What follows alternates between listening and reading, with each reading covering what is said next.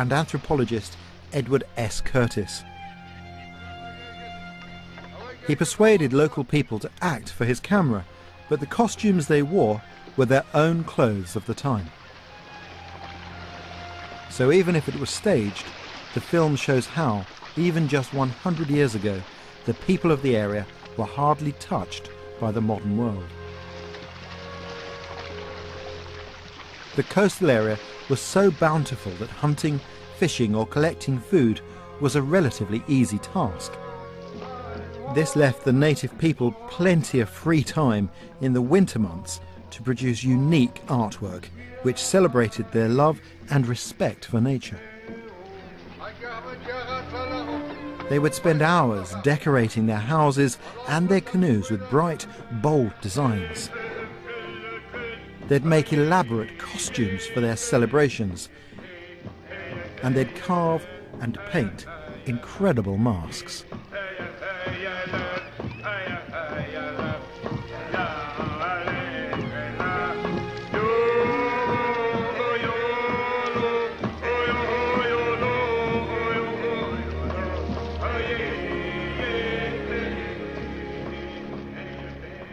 These masks were also used in the West Coast's unique potlatch, or giving ceremonies. I've come to the Cultural Museum in Alert Bay, which houses an amazing potlatch collection, and asked Andrea Sanborn to explain exactly what potlatch is. The potlatch is our traditional ceremony. It's where we recorded births, marriages, deaths, transfer of privileges, transfer of chieftainships, anything that today you would go and do in a government office.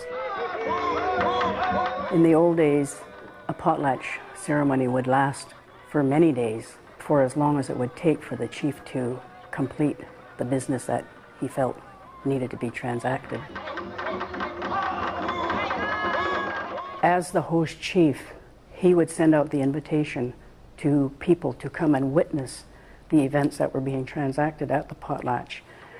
And as a witness, you accepted a responsibility to pass on the history of those transactions.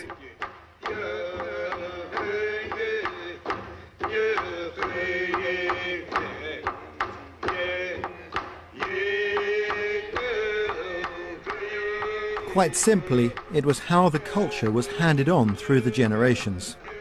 Sadly, European governors banned the ceremony in 1885 in an effort to civilize the native people. This ruling was only overturned in 1951. During the Prohibition period, the native people here lost much of their